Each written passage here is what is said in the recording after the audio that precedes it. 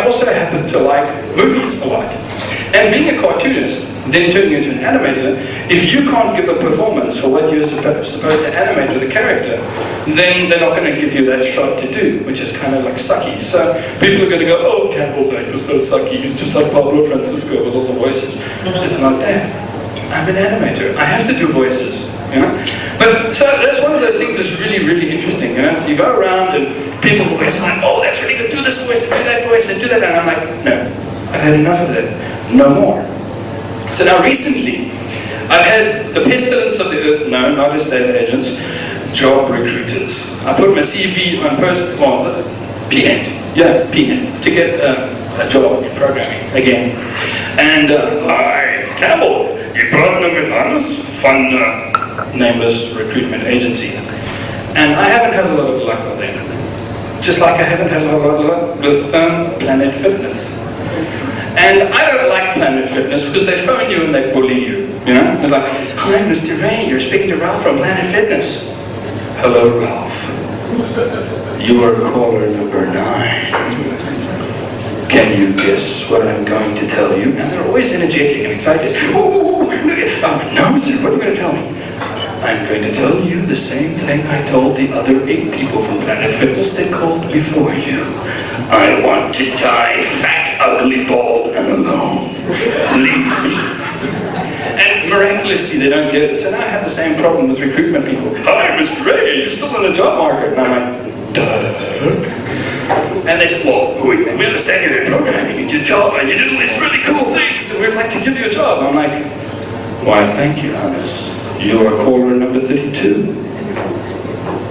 What? Mr. Rae? Are you here? Yes. Are you sure you want to do this? No, Hannes, are you sure you want to do this? And then, well, they get me around for interview, waste my time, and nothing ever comes of it.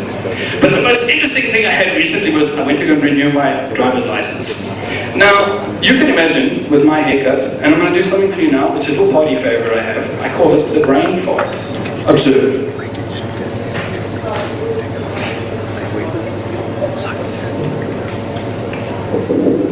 It's normally farts. That's like really, really entertaining for the people in the traffic department. So I go to the traffic department, they have a look at my photograph and they say, Mr. Rae, this is not you anymore. We can't renew your license. I can't do this. And they look at my photographs and there's a selection of like hair, like from Adam, not covering more than my head, but just like a full head of hair, to like less and less and less, and then you have what you have now, which is the bad head fart joke.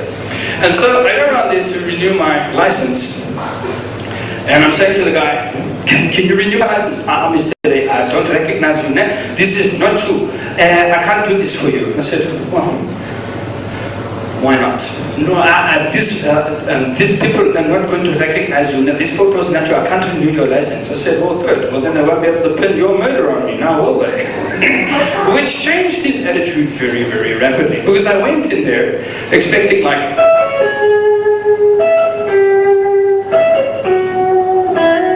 And true to form, it was pretty much Mission Impossible. But I got out of there in the end without too much of a problem.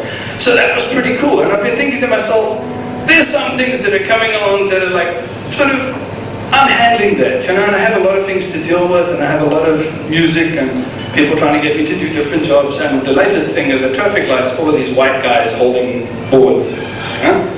And I thought to myself, oh, that's an interesting one. I should go stand there with the traffic, and like, hi, my name is Campbell, I'm looking for work, please.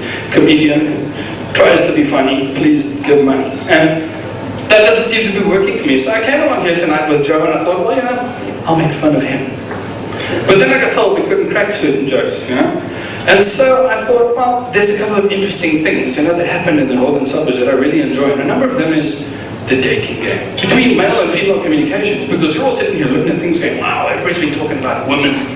And what they fail to do is they fail to notice the fundamental differences between men and women. No, I'm not talking about physical between their bodies. I'm talking about the male and the female brain. Now, I have borrowed part of this from somebody else. But the male brain is very different to the female brain. The male brain, contrary to popular belief, is a collection of little boxes. And there's a box for everything. There's a box for your job, there's a box for the cohort, there's a box for the girlfriend, there's a box for this, there's boxes for everything. And when a man talks about a subject, he goes to that specific box, pulls it out, opens that box, and he discusses only what is in that box. Then when he's finished, and the guys are all nodding here because they know this is true, he puts that box back, being very careful not to touch any other boxes, because that's an entirely new argument. Now women are entirely different, because their brains, everything is connected to everything. It's like a big ball of wire, and it's all connected with things called emotion.